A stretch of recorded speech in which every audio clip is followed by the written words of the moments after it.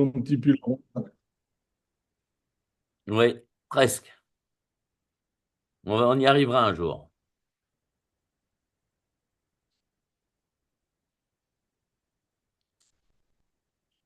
Donc bonjour à tous. On vous demande, comme toujours, un tout petit peu de patience pour laisser le temps à toutes les personnes de se connecter et on va pouvoir commencer.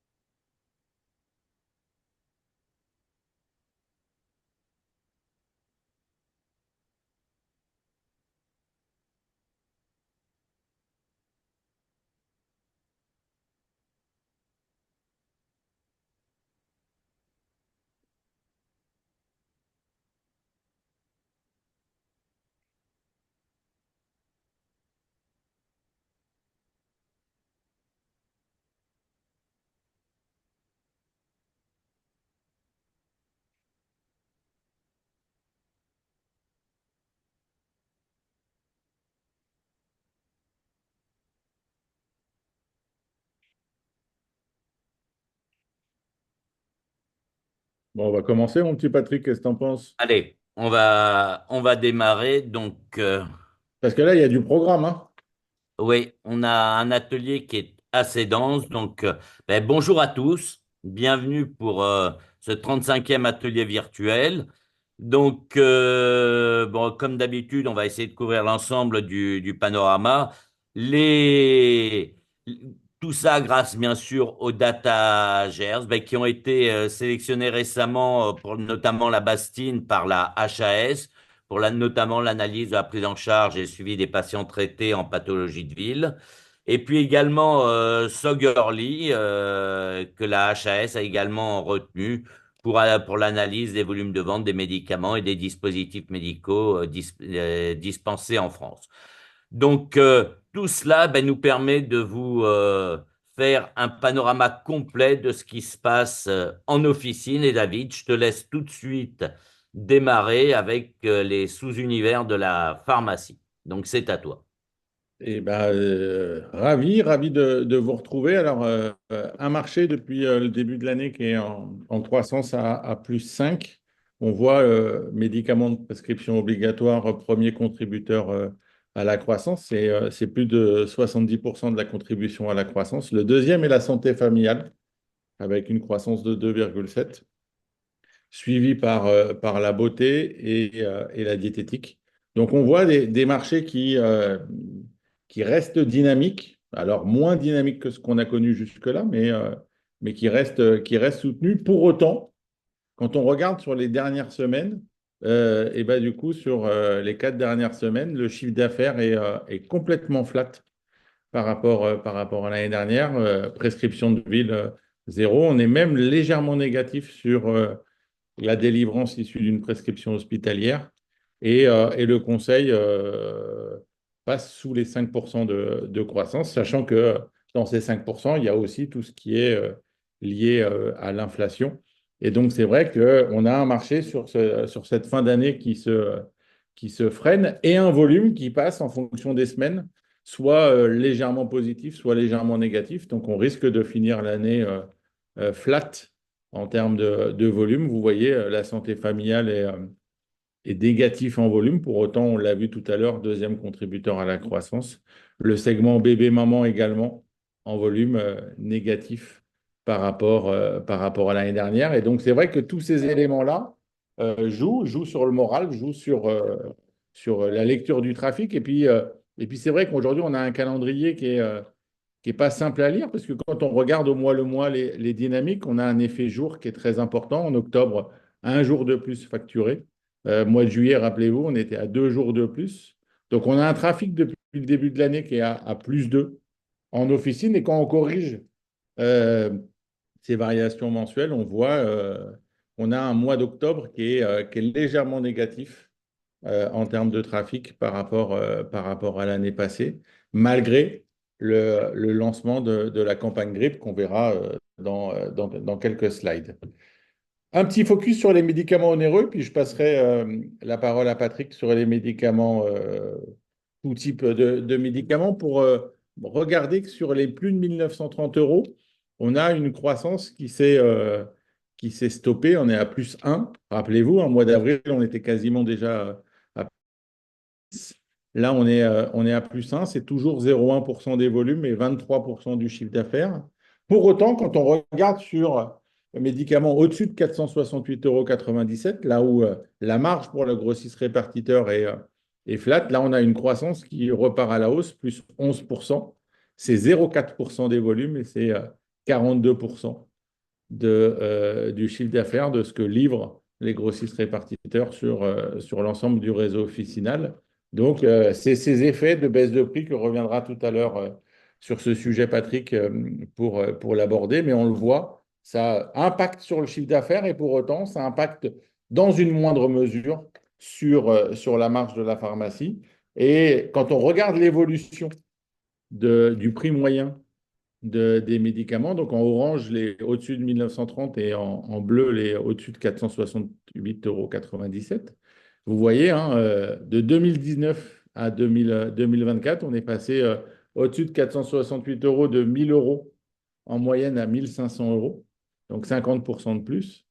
Et sur les plus de 1 930 euros, on est passé de 3 500 à 4 600. Et même par rapport à l'année dernière, le prix moyen du médicament, il a pris euh, 600 euros en termes de croissance. Donc, un effet volume à la baisse sur les plus de 1930, mais qui est compensé par des médicaments de plus en plus chers et qui tronquent la lecture entre le chiffre d'affaires, le trafic et la marge.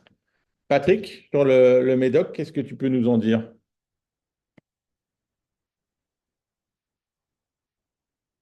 Tu es en mute, Patrick, je pense.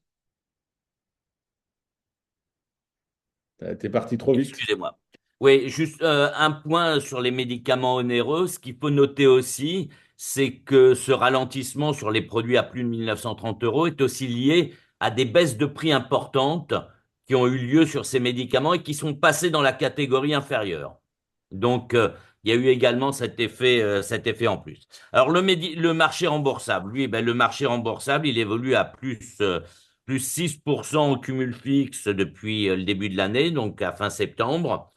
Et il est à plus 6,5 sur les 3 derniers mois, donc un léger sursaut.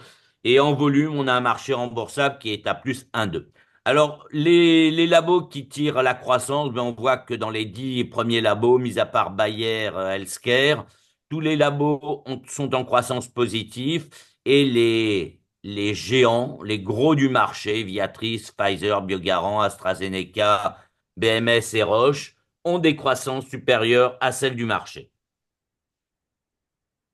Alors, quand on regarde maintenant le top 10 des produits en ville, peu de changements par rapport à ce qu'on vous avait dit lors du dernier atelier. On retrouve les mêmes produits. Le leader, c'est toujours Vindaquel. On a tous les produits qui sont presque tous en croissance positive, mis à part Elea de chez Bayer Healthcare, Kaftrio de chez Vertex et Imbruvica de chez Janssen qui sont en régression sur 2024 par rapport à 2023. Tous les autres sont en croissance positive et surtout Vyndaqel de chez Pfizer qui a une croissance extrêmement importante.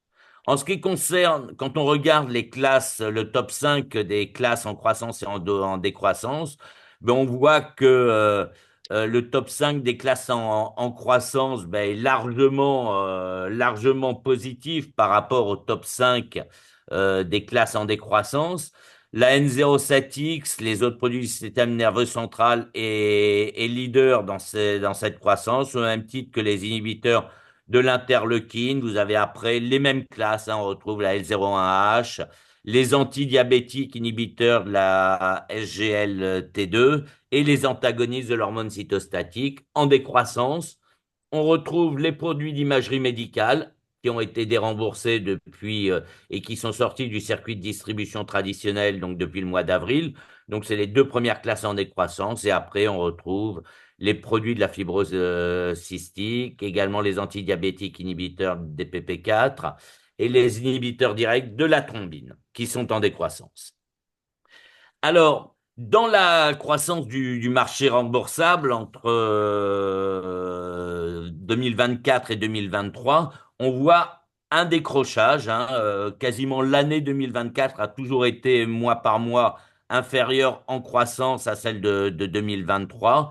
On est, euh, on est à plus 6,1 en cumul à fin septembre, et cela est lié à des pertes de brevets, il y en a eu beaucoup, des baisses de prix, et vous verrez tout à l'heure qu'il y en a eu énormément, et également, on vous en parle depuis le mois d'avril, le déremboursement des produits de contraste. Donc ces trois facteurs ont pesé fortement sur ces évolutions inférieures à celles de 2023. Quand même des facteurs positifs, la contribution à la hausse de certaines classes de produits qui bénéficient d'extensions d'indication, soit de sorties de réserve hospitalières, soit également de nouveaux produits. Ce qui fait que le marché remboursable est en cumul mobile à fin septembre à plus 6,3. Quand on regarde ce marché remboursable, bon, c'est ce qu'on vient de dire, il est encore en croissance, mais en ralentissement, plus 6,1 en cumul fixe versus plus 7,8 en 2023. On voit que le poids des produits de contraste pèse largement dans cette décroissance, moins 73% pour ces produits, et ça pèse pour moins 0,7 points de croissance. Également les molécules génériques depuis 2023 donc là, ça concerne à la fois les princeps et les génériques depuis 2023, qui pèsent, eux, pour moins 0,8 points. Et le reste du marché, donc tout le marché remboursable hors produits de contraste et hors molécules génériques depuis 2023, se comporte mieux puisqu'il est en croissance de plus 7,9% quand on l'isole par rapport au reste. Slide suivante. Les génériques et les biosimilaires. Donc, quand on regarde le marché mensuel et le taux de pénétration, ben, on voit que ce taux de pénétration a un peu augmenté. Il est aux alentours aujourd'hui de 85,8%. C'est un taux de pénétration qui est lié en fait, on a depuis début 2023 et on le verra après dans la courbe avec les molécules. Depuis des slides suivantes, David, depuis 2023, on a 11 molécules qui sont tombées dans le domaine public et ces 11 molécules représentent plus de 458 millions sur le dernier cumul mobile annuel. On a une vitesse de pénétration sur ce marché qui est assez hétérogène. On a, pour les molécules qui ont été génériquées en 2023, des molécules qui ont des taux de pénétration aux alentours de 90% et au-delà, comme la sitaglipine, metformine, également trientine. On a les génériques de Xarelto qui ont vu, eux, leur taux de pénétration augmenter en flèche en quelques mois seulement. Et après, on a un groupe de trois molécules qui se tiennent entre 55 et 68%. Et parmi elles, on a Aubagio, Pradaxa. Et également, on a le duo Vogalène-Vogalib et leur générique. Pradaxa, lui, a été génériqué en début d'année 2024. Le taux de pénétration des biosimilaires, donc lui, on voit que ben, il a eu une petite augmentation sur les 2 derniers mois. On a eu une troisième molécule qui fait partie du groupe des biosimilaires généricables. Il s'agit c'est sur la slide suivante, David. Il s'agit du ranizumab, donc le Lucentis, le biosimilaire du Lucentis. Hop, attendez. Voilà. Euh, Donc, ce qu'on peut voir, c'est qu'on a quatre catégories de performance, en fait, dans les taux de pénétration des biosimilaires. On a un premier groupe qui dépasse les 85%. Là, c'est avec filgrastim et pegfilgrastim, avec également époétine qui flirte ce niveau-là. On a un niveau intermédiaire entre 48 et 70%, avec six groupes de biosimilaires. Et on a également l'énoxaparine toute seule qui, elle, plafonne aux alentours des 20%. Et enfin, on a un troisième groupe qui est sous les 6%, avec le tocilizumab, l'insuline aspartate et l'ustekinumab. J'ai beaucoup de mal à le prononcer, celui-là. Donc voilà, qui ont du mal pour l'instant à démarrer. Slide suivante. Maintenant, voyons ce qui se passe au niveau des taux de pénétration des biosimilaires, donc qui lui, il a augmenté en moyenne de 3 points par année entre 21 et 23. Et en 2024, on a un taux de pénétration qui est en moyenne à 34,1% avec une croissance constante qui a été sur les trois premiers trimestres pour atteindre 35% en septembre. Les premiers biosimilaires de Roactera et de Stelara ont également été commercialisés, respectivement en février et en juillet 2024. Et là, on en verra l'impact plus dans les prochains mois, avec une augmentation potentielle du taux de pénétration des... Non, slide suivante, là on est Ah, sur... mais c'est Voilà. sur les hybrides. Oui. Ah oui, oui, pardon, oui, là on est... Excuse-moi, excuse-moi. J'étais encore sur la biosimilaire, moi. Excuse-moi, j'aurais cru qu'il y avait une autre slide après. Euh, Il y a également ce qu'il va falloir surveiller, c'est que, bon, déjà dans la loi de finances 2000, de la sécurité sociale pour 2024, il y avait une nouvelle disposition qui avait été introduite en vue de favoriser la substitution des médicaments biosimilaires. Et il est prévu que 2 ans après la publication de l'inscription au remboursement du premier biosimilaire d'un groupe donné, il y aura un arrêté du ministre chargé de la Santé qui autorisera la substitution par le pharmacien au sein de ce groupe, sauf s'il y a un avis contraire de l'ANSM. C'est l'ANSM qui se prononcera là-dessus. Alors maintenant, les hybrides. Donc, le registre des médicaments hybrides, lui, il a été créé en 2024 par la NSM. Il a été modifié le 6 août de cette année 2024 avec l'ajout de nouveaux hybrides pour les molécules déjà inscrites. On compte actuellement 9 groupes avec 3 DCI. Ce sont surtout des médicaments utilisés par inhalation pour les maladies respiratoires, l'asthme, la BPCO. Il y a d'autres groupes qui pourront également s'ajouter à ce registre. Ce registre représente en gros un chiffre d'affaires de 120 millions d'euros sur le dernier cumul mobile et est réparti à hauteur de 93 millions pour les référents et à peu près 30 millions, un peu moins pour les hybrides. Le taux de pénétration annuel était de 33%, 33,4% en 2023. Il est de 31,9 sur les 9 premiers mois de 2024. Il y a peu d'évolution des taux de pénétration mensuels. La baisse observée de mars à mai s'explique surtout par l'arrivée sur le marché d'un premier biosimilaire pour le beclométasone. Le référence était l'Imovert.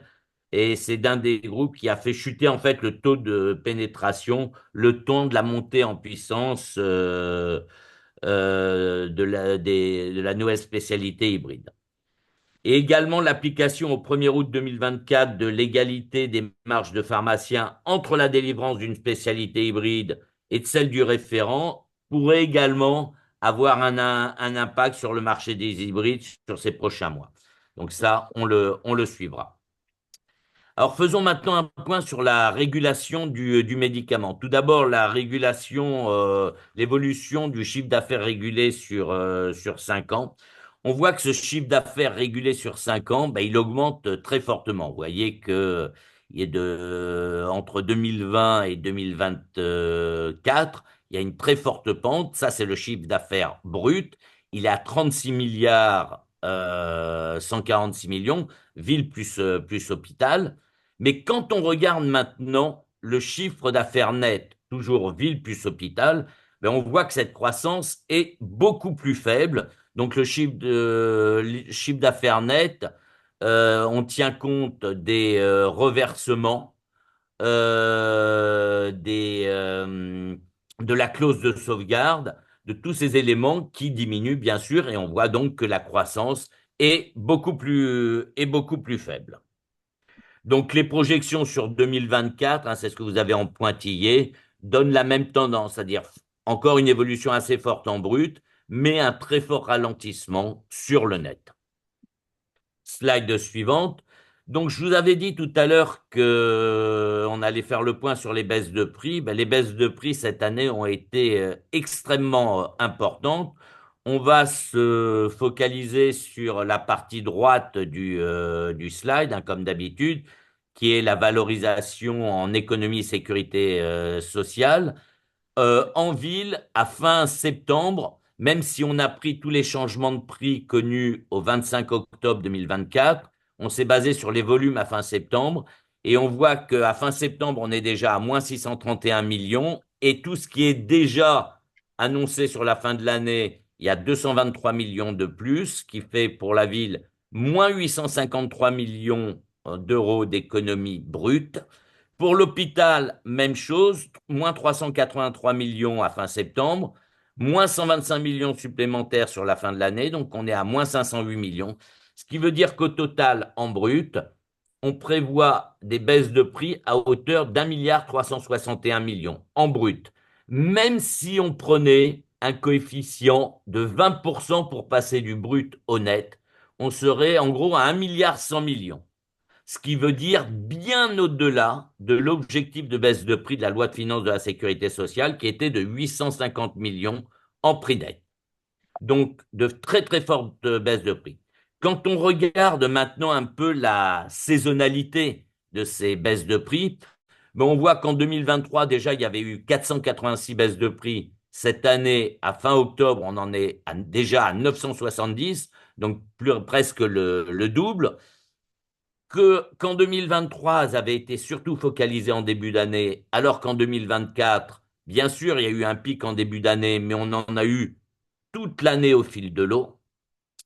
Et quand on regarde le nombre de changements de prix pour l'hôpital, on n'a pas on n'a pas le même impact. Il y avait eu 109 baisses de prix en 2023 à l'hôpital, il y en a eu déjà 145.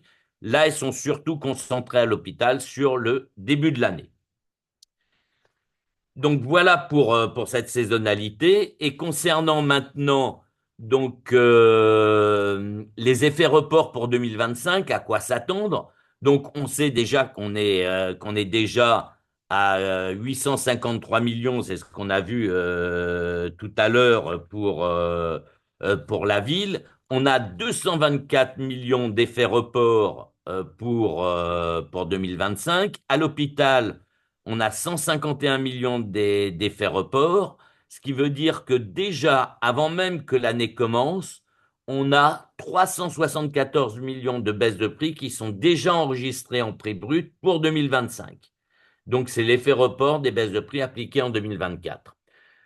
L'objectif des baisses de prix pour 2025 dans le projet de loi de finances de la sécurité sociale, alors là, on est dans la version Conseil des ministres, hein, puisque maintenant il y a les passages devant l'Assemblée, serait de 1 milliard d'euros en prix net, avec déjà 374 de déjà engrangés, avant les futures annonces de baisse de prix. Donc, ce qui veut dire que vraisemblablement, on aura encore des baisses de prix massives pour 2025. David, qu'en est-il au niveau des dispositifs médicaux remboursables? Bon, je te laisserai annoncer l'impact sur les économies et les baisses de prix sur les DM dans la dernière partie, parce que du coup, je préfère quand les mauvaises nouvelles, c'est toi qui les présentes, tu le fais Bah oui, tellement. je sais bien que tu me laisses à chaque fois ce rôle. Donc, sur ce marché éclectique des dispositifs médicaux, donc depuis le début de l'année, presque 3 milliards de chiffre d'affaires, légèrement en croissance, plus 2,4%, donc légèrement, donc porté par le diabète. On a le marché des hydrocellulaires, de la contention et de l'orthopédie qui reste en croissance, moins que le marché, donc on est vraiment sur la ligne de flottaison. On a le MAD et le HAD, lui, qui est en achat pharmacie, hein, du coup en décroissance, comme pour la stomie digestive. Et après, sur la vision, articulation et muscles et la podo, on reste au-dessus de la dynamique du marché. Et c'est vrai que quand on regarde les contributeurs à la croissance, on va avoir Abbott sur le diabète, on va avoir DJO et Orlyman sur orthocompression. On a TA sur la vision et Biogarant sur son lancement sur les DM remboursables. Donc, on montre un marché qui évolue sur ces contributeurs à la croissance. Alors, vaccination, émission, donc j'ai enlevé le terme de nouvelles, parce qu'à force, même s'il y en a des nouvelles qui arrivent.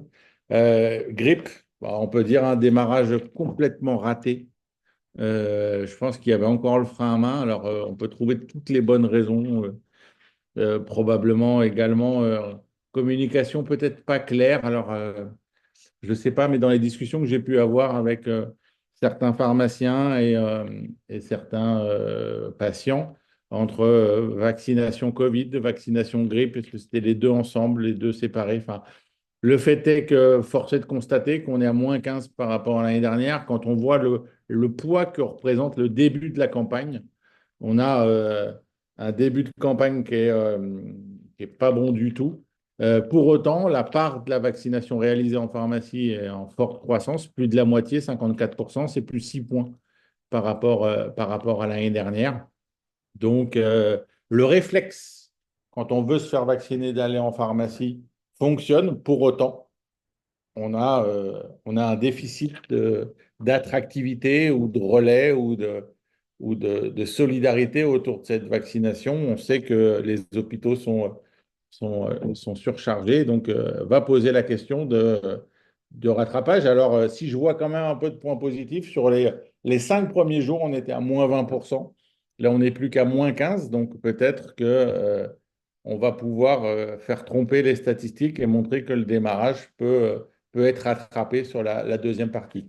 Sur la vaccination VRS, là, on voit donc on est quasiment à 200 000 vaccins délivrés sur cette deuxième partie d'année et remis. Donc, forte croissance sur cette partie-là. Alors, sur les missions, au coude à coude, rappel de la vaccination adulte et kit de détection du cancer colorectal. Donc, quasiment toutes les pharmacies le font. Alors, la prescription, l'acte de vaccination, là aussi, on est beaucoup plus dans la notion de proactivité. Trop d'angines, 3 quarts des pharmaciens le font, quasiment 60% pour la cystite. Téléconsultation, je vais juste revenir sur les deux derniers. L'entretien femme enceinte, plus d'un quart des pharmacies. Croissance quand même depuis l'année dernière, donc ça montre petit à petit. Puis l'entretien pharmaceutique et les accompagnements.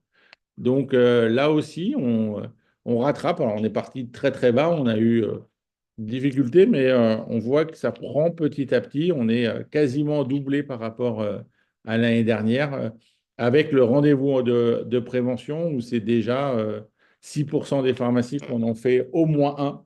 Donc petit à petit, on voit que ce panorama de prise en charge de la population s'intègre dans le calendrier, dans le quotidien de la pharmacie. Alors sur le conseil santé, sur la santé familiale, donc, nouvelle manière de le faire avec un univers qui a été retravaillé avec Claude Bernard pour qu'il soit aussi le même pour le pharmacien dans les différents outils. Et donc, qui mélange à la fois, du coup, la possibilité de délivrer sur prescription ou sur le conseil.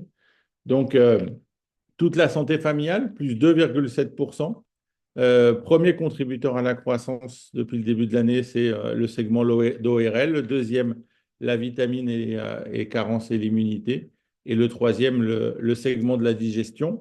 Et quand on va regarder ce que ça pèse, notamment sur la répartition entre prescrit et conseil, ce que j'évoquais. Donc vous voyez, hein, la partie conseil en pharmacie en forte croissance, 4,5, et on reste flat sur la prescription. Donc, l'accompagnement et le rôle du pharmacien se renforcent sur cette santé familiale, sur l'accompagnement.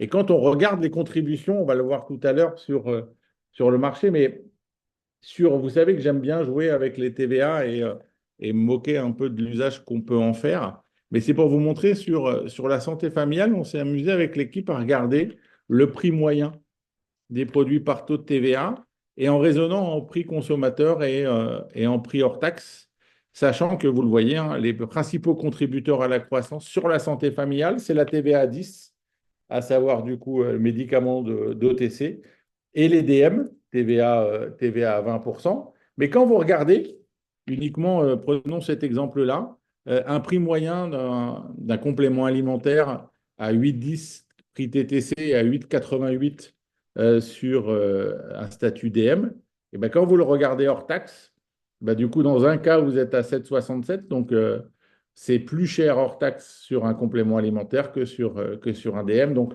le poids de la TVA est non négligeable dans le prix public du produit de santé sur ce segment de la santé familiale.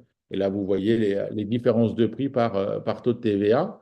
Quand on regarde sur la prescription, les contributeurs à la croissance, vous avez la vitamine, vous avez surtout l'immunité, la carence, l'ORL, le confort, le tabac et l'articulation et muscles, et en décontribution à la décroissance, douleur et fièvre et digestion. Et quand vous le regardez sur la partie conseil, et ben, là, la douleur et fièvre et digestion sont les contributeurs à la croissance. Donc, ce rôle plus en plus fort du pharmacien dans l'accompagnement du patient dans ses maux du quotidien, dans cet accompagnement. Et puis après, dans la santé familiale, on le voit dans la contributeur à la décroissance, les moustiques. Même si là, je suis vers Saint-Étienne et je dois avouer qu'il y a du soleil, mais il ne fait pas assez chaud pour que les moustiques soient de sortie.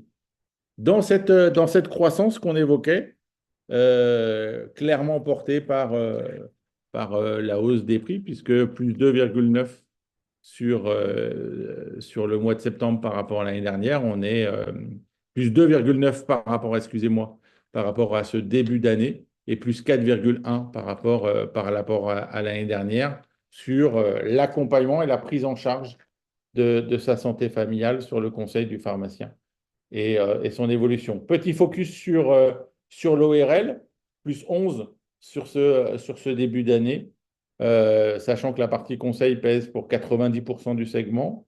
Et quand on regarde ce que ça donne sur le marché de l'antipoux, vous voyez hein, le pic de rentrée, donc bonne nouvelle. Du coup, côté ma fille, du coup, pas de coup sur cette rentrée.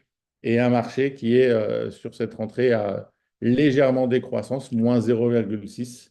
Donc, pas de typique et pas de saison poux pour cette année. Sur la beauté, croissance de 8,6, portée par allez, 40% sur un effet prix, puisque vous avez 3,4 points de plus sur les prix sur ce segment de la beauté. Et là aussi, un peu de remaniement sur les contributeurs à la croissance de ce marché-là. SVR, Aven, Caudalie, CeraVe et La Rosée. Donc là, c'est souvent les cinq mêmes qui se partagent les positions et qui tournent.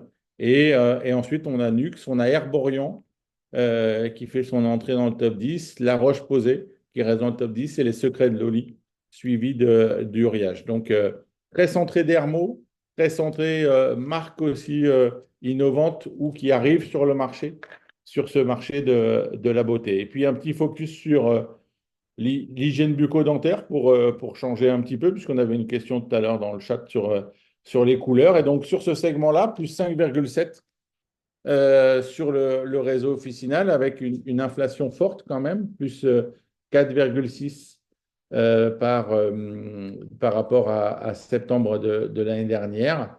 Et quand on regarde le top 5 des contributeurs à la croissance sur tout ce segment de l'hygiène bucco-dentaire, on a à la fois des marques très pharmacie, très grandes conso, à la fois aussi très digitales, euh, très spécifiques. Vous voyez, hein, Elmex, Gum, il y a Lugel, My Variation sur les brosses à dents, Inava, et puis ensuite, vous pouvez voir des marques comme Fluocaril, plus connues, et Marvis dans un autre style.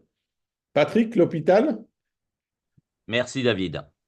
Donc, l'hôpital, de la même façon que pour la ville, quand on regarde l'évolution du marché hospitalier régulier, on voit un ralentissement en 2024, à la fois sur les médicaments en accès dérogatoire et à la fois sur les médicaments de la liste en sus.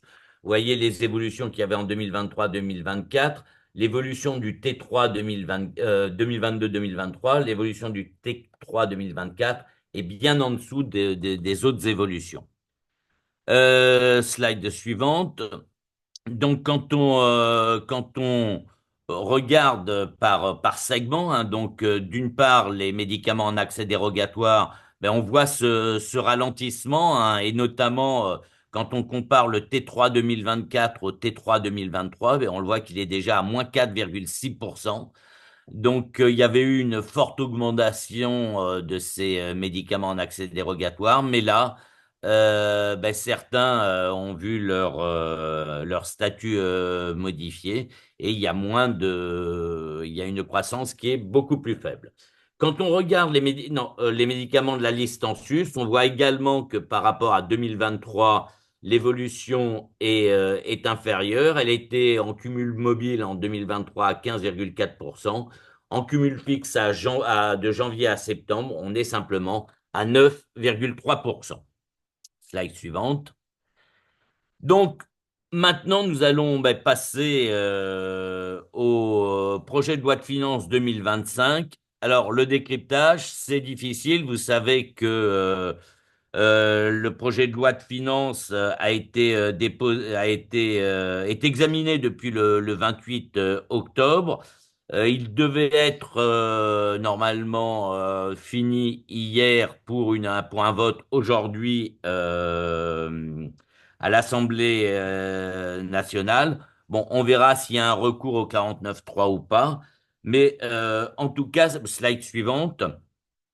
Donc, ce que l'on peut voir, c'est que quand on regarde le déficit de la sécurité sociale, en 2024, la loi de finances 2024 prévoyait un déficit de 11,2 milliards d'euros. En fait, on voit que le prévisionnel 2024, on est à moins de 18 milliards. Donc, une très très forte différence pour 2024. En revanche, toujours dans la loi de finances 2024, le gouvernement prévoyait un déficit de 15,8 milliards d'euros.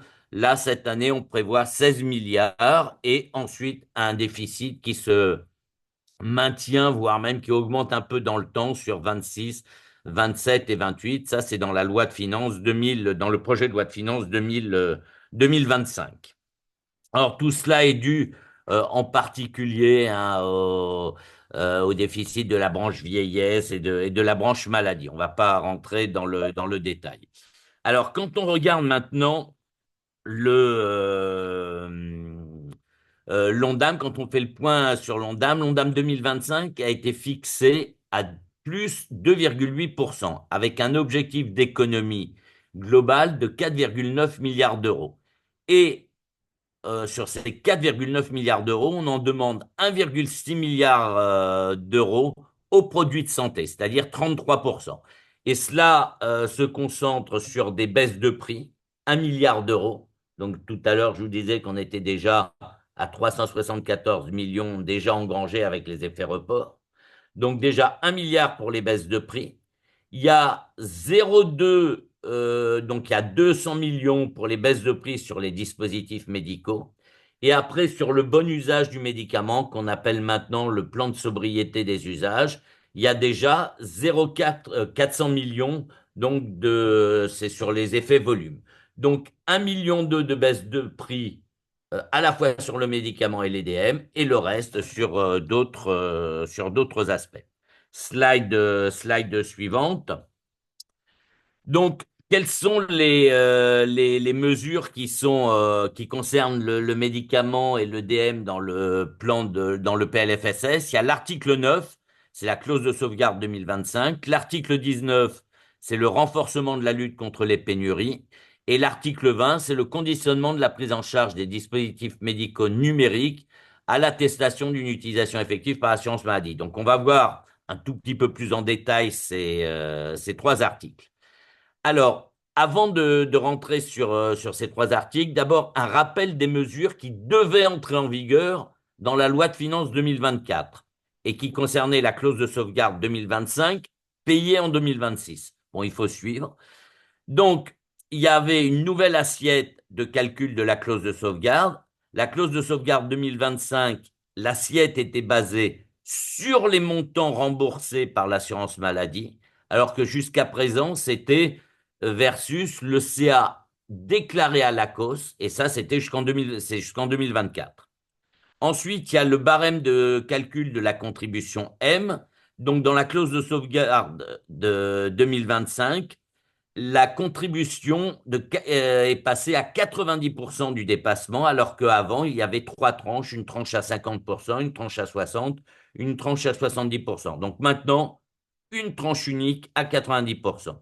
Et enfin, le plafond de contribution individuelle de la clause de sauvegarde. Donc pour 2025, ce plafond passe de 10% du CA en 2024 à 12% à partir de 2025 et sur le montant remboursé. Donc, ce qui accroît encore l'effet. Slide suivante. Donc, l'article 9. L'article 9, c'est la clause de sauvegarde pour les médicaments à partir de 2025, donc le montant M. Ce montant M, il est fixé dans dans le projet de loi de finances 2025 à 23,3 milliards pour 2025 en montant remboursé versus 24,9 milliards pour 2024 en CA brut. Alors, ça, c'est le projet tel qu'il a été déposé. Il y a eu différents amendements qui ont été introduits. On verra s'ils sont maintenus ou pas. Dans les amendements, donc il y a la fixation du montant M qui devrait être fixé pour 2 ans. Il y a un amendement sur l'introduction du lieu de production dans le calcul de la répartition individuelle, en plus de la part de marché et de la croissance. C'est-à-dire, pour la part de marché, c'était 70% et la croissance 30%. Là, on introduirait euh, un nouvel élément qui est le lieu de production. Donc, on serait du coup à 50% sur la part de marché, 30% sur la croissance et 20% sur le lieu de production. Comment ça marcherait aujourd'hui? On ne le sait pas, mais c'est un amendement qui a été déposé. Reconduction du plafonnement de la contribution des médicaments génériques et apparentés à 2% de leur montant remboursé pour la clause de sauvegarde 2025. Également le plafonnement à 1,6 milliard de la clause de sauvegarde. Et enfin, l'autorisation préalable de Bercy en cas de cession d'activité pharmaceutique à un acteur étranger. Donc ça, c'est par rapport à ce qui s'est passé avec Sanofi en particulier. Slide suivante. Donc, dans cet article 9, donc quelques précisions sur les modalités de calcul de l'assiette 2025 et sur le calendrier. Donc, le calcul, je vous l'ai dit, c'est sur le montant remboursé, mais il y a des cas particuliers qui ont été introduits.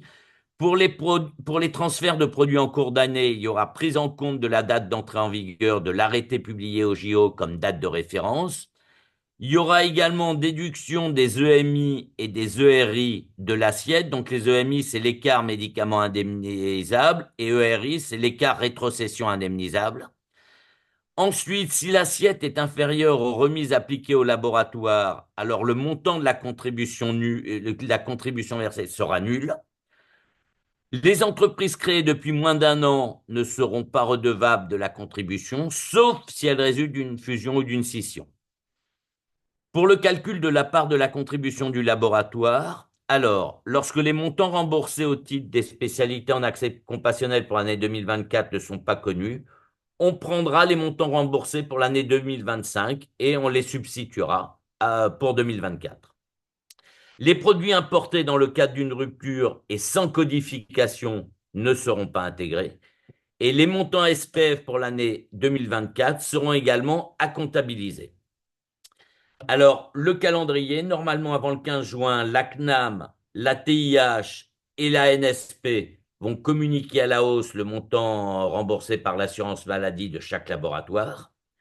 Et ensuite, la cause va transmettre, dès qu'elle les aura, la liste des spécialités prises en compte pour le calcul du montant remboursé aux laboratoires concernés, qui disposeront après d'un délai de 20 jours pour formuler une demande de rectification sur cette liste. Slide suivant. Donc, les conséquences du changement d'assiette pour la clause de sauvegarde pour les entreprises. Donc, comme je vous l'ai dit, cette assiette sera basée sur les montants remboursés par l'assurance maladie. Donc, première conséquence, une perte de contrôle sur les données, puisque la contribution sera calculée sur des données qui seront communiquées par la CNAM, par la TIH et par l'ANSP, Santé publique France. Donc, c'est-à-dire que ce sont des données propriété de l'État sur lesquelles l'industrie n'a aucun regard. Il y a également une perte de visibilité. Les données hospitalières de l'année N ne seront disponibles qu'en juin-juillet de l'année N plus 1. Et on sait que cela représente 30% de l'assiette totale. Après, autre question qu'on peut se poser, quelle source pour les médicaments en accès dérogatoire? Aujourd'hui, ils représentent 1,7 milliard d'euros pour 2023. Le calcul est également beaucoup plus complexe. Il y a une multiplication des règles de gestion des cas particuliers, les produits en accès compassionnel, les médicaments importés, les montants pour Santé publique France et encore d'autres critères. Enfin, la répartition par laboratoire est également impactée. Les laboratoires qui ont une majorité de produits remboursés à 100% verront une augmentation de leur contribution. En revanche, les laboratoires qui ont des produits à plus faible taux de remboursement, 15% ou autres, verront une diminution de leur contribution. Donc ça, c'est directement les impacts liés au montant remboursé. Je vous rappelle que jusqu'à présent, le montant de la clause de sauvegarde était aussi effectué à partir des données GERS. Vous pouviez faire vos prévisions. Les données GERS représentaient 98% de l'assiette de régulation. C'était des données qui étaient maîtrisées par les laboratoires, puisqu'elles sont issues de vos déclarations et de celles des grossistes répartiteurs. La disponibilité était mensuelle pour la ville, trimestrielle pour les données hospitalières, y compris pour les médicaments en accès dérogatoire. Et enfin, le chiffre d'affaires industriel, c'était le PFHT, donc sans impact des marges pharmaciens grossistes et également du taux de remboursement. Donc, tout cela fait qu'aujourd'hui, le montant de la clause de sauvegarde sur les montants remboursés offre beaucoup moins de garanties, moins de visibilité, une perte de contrôle et une plus grande complexité. Slide suivante.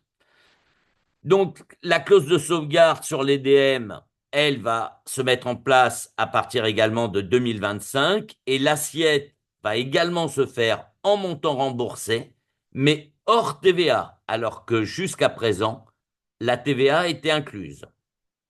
Et également, dans cet article 9, il va y avoir le montant Z pour 2025 et ce montant Z, il est fixé à 2,27 milliards d'euros pour 2025 pour l'assiette en montant remboursé hors TVA, alors qu'en 2024, il était à 2,31 millions avec la TVA, toujours en montant remboursé avec la TVA. Ce qui veut dire que le montant est fortement augmenté pour ce montant Z en 2025. Slide suivante. L'article 19, donc c'est les leviers d'épargne en cas de pénurie. Donc l'objectif, c'est de lutter contre les pénuries de médicaments à variation saisonnière. Là, dans le projet de loi de finances 2025, il y aura un recours à l'ordonnance de dispensation conditionnelle où la délivrance de médicaments à l'unité est élargie aussi aux médicaments dont la demande fait l'objet de variations saisonnières, alors que jusqu'à présent, c'était uniquement les antibiotiques. Slide suivante. Le rehaussement des sanctions financières, toujours pour lutter contre les pénuries. Donc l'astreinte journalière pourra aller jusqu'à 50%, alors qu'elle était aujourd'hui à 30%, pour chaque jour de rupture d'approvisionnement constaté pour le produit considéré, dans la limite de 5 millions, alors que jusqu'à présent la limite était à 1 million. Et l'ANSM peut également décider de publier les décisions de sanctions financières sur son site Internet, au maximum pendant 1 an, et prononcer également une interdiction de publicité pour le produit concerné après une mise en demeure de la société concernée. Alors, il y a des amendements. Euh, les amendements, c'est la majoration des sanctions applicables uniquement en cas de manquement répété sur une même spécialité en moins de 2 ans. Également, suspension automatique du visa de publicité pour la spécialité concernée sans avis motivé de la NSM. Et troisième amendement, le renforcement du pouvoir de contrôle de la NSM par un contrôle du manquement sur pièce et sur place. Bon, mais cela sera lié au vote aujourd'hui à l'Assemblée nationale. Slide suivante. Et donc, toujours l'article 19 qui concerne les DM alternatifs en cas de rupture. Donc, la définition d'abord d'une liste de DM alternatifs et le financement dérogatoire en cas de rupture d'approvisionnement. Donc, dans le projet de loi de finances 2025, tout d'abord, la détermination du DM alternatif, c'est en cas de rupture ou risque de rupture d'un DM, les ministres chargés de la santé déterminent par un arrêté pris sur proposition de la NSM les dispositifs médicaux alternatifs. Donc, il y a un DM qui est en rupture ou en risque de rupture. Les pouvoirs publics proposent une liste de DM alternatifs. La prise en charge dérogatoire, lorsque le DM identifié comme alternatif n'est pas inscrit à la LPPR, l'exploitant pourra alors bénéficier d'une prise en charge dérogatoire temporaire au maximum d'1 an, et ce, dans la limite du tarif de prise en charge du dispositif indisponible. Donc là, les modalités seront définies par un décret en Conseil d'État. Article 20, le remboursement du DM subordonné à l'utilisation effective. Donc là, ça concerne, donc, c'est le conditionnement de la prise en charge des dispositifs médicaux numériques, et la prise en charge est conditionnée à l'attestation d'une utilisation effective par l'assurance maladie. Alors, dans le projet de loi de finances 2025, dans le cadre de l'utilisation de ces dispositifs médicaux numériques, il faudra que les données recueillies par les distributeurs en détail puissent être transmises au médecin prescripteur avec l'accord du patient. Ces données seront ensuite transmises à l'assurance maladie pour attester de l'utilisation effective du DM. Le patient, lui, est informé que ce partage d'informations peut conduire le prescripteur à ne pas renouveler la prescription de ce dispositif médical si la prescription n'est pas pertinente au regard de la faible utilisation du dispositif. Et là, les conditions de transmission seront fixées par décret après avis de la CNIL. Donc voilà pour cet article 20, donc, et pour les articles qui concernent le projet de loi de finances 2025, dont le vote aura lieu cet après-midi. Donc voilà, on arrive à la fin de cet atelier qui était très très dense. Merci beaucoup pour votre attention. Comme d'habitude, nous allons vous faire parvenir les slides de cette présentation. Et on vous attend avec impatience pour le prochain atelier virtuel. On va vous envoyer très rapidement les dates pour que vous puissiez bloquer dans votre agenda les dates des prochains ateliers virtuels. Merci beaucoup, très bonne journée à tous. Merci aux équipes du GERS qui nous ont aidés à préparer ces ateliers et à très bientôt. Au revoir.